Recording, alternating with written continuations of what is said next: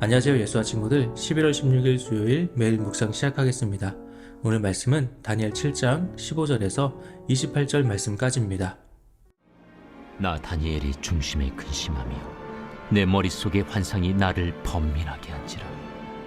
내가 그 곁에 모셔 선 자들 중 하나에게 나아가서 이 모든 일의 진상을 물으매 그가 내게 말하여 그 일의 해석을 알려주며 이르되, 그 네 큰 짐승은 세상에 일어날 네 왕이라. 지극히 높으신 이의 성도들이 나라를 얻으리니 그 누림이 영원하고 영원하고 영원하리라. 이에 내가 넷째 짐승에 관하여 확실히 알고자 하였으니 곧 그것은 모든 짐승과 달라서 심히 무섭더라. 그 이는 쇠요, 그 발톱은 노신이 먹고 부서뜨리고 나머지는 발로 밟았으며, 또 그것의 머리는 10뿔이 있고 그 외에 또 다른 뿔이 나오매 세 뿔이 그 앞에서 빠졌으며, 그 뿔에는 눈도 있고 큰 말을 하는 입도 있고 그 모양이 그의 동류보다 커 보이더라. 내가 본즉 이 뿔이 성도들과 더불어 싸워 그들에게 이겼더니 옛적부터 항상 계신 이가 와서 지극히 높으신 이의 성도들을 위하여 원한을 풀어주셨고 때가 이르매 성도들이 나라를 얻었더라. 모신 자가 이처럼 이르되, 넷째 짐승은 곧 땅의 넷째 나라인데 이는 다른 나라들과는 달라서 온 천하를 삼키고 밟아 부서뜨릴 것이며, 그 10뿔은 그 나라에서 일어날 10왕이요 그 후에 또 하나가 일어나리니 그는 먼저 있던 자들과 다르고 또 세 왕을 복종시킬 것이며, 그가 장차 지극히 높으신 이를 말로 대적하며 또 지극히 높으신 이의 성도를 괴롭게 할 것이며, 그가 또 때와 법을 고치고자 할 것이며, 성도들은 그의 손에 붙임바되어 한 때와 두 때와 반 때를 지내리라. 그러나 심판이 시작되면 그는 권세를 빼앗기고 완전히 멸망할 것이요 나라와 권세와 온 천하 나라들의 위세가 지극히 높으신 이의 거룩한 백성에게 붙임바되리니 그의 나라는 영원한 나라이라. 모든 권세 있는 자들이 다 그를 섬기며 복종하리라.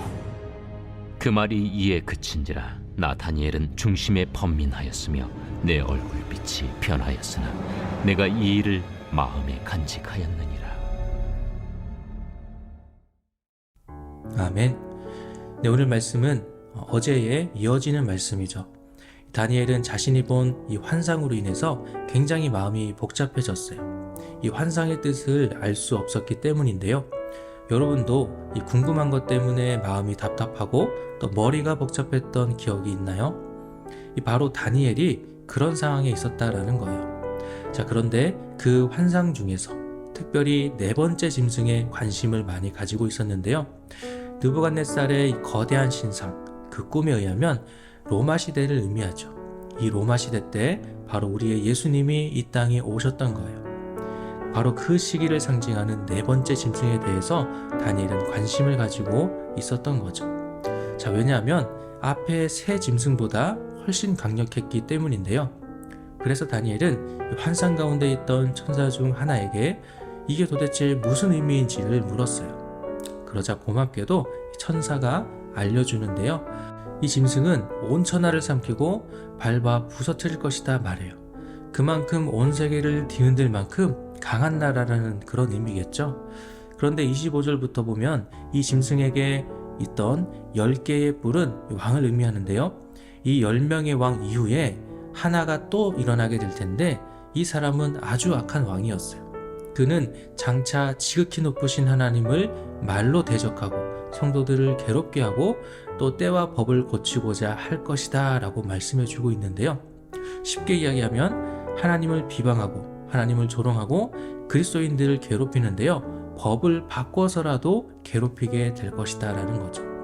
우리 친구들은 이 그리스도인들이 나중에 많은 핍박을 받게 된다는 것을 잘 알고 있을 거예요. 바로 이러한 일들이 있을 것을 이미 말씀해 주고 있었던 거죠. 그런데요, 우리는 늘 힘들 때 무슨 생각을 할까요? 도대체 언제까지 이래야 되지? 도대체 언제 끝나지? 이런 생각들 많이 하죠. 마찬가지예요. 하나님을 모욕하며 그리스도인들을 핍박하는 시대는 끝이 없을 것만 같을 수 있어요.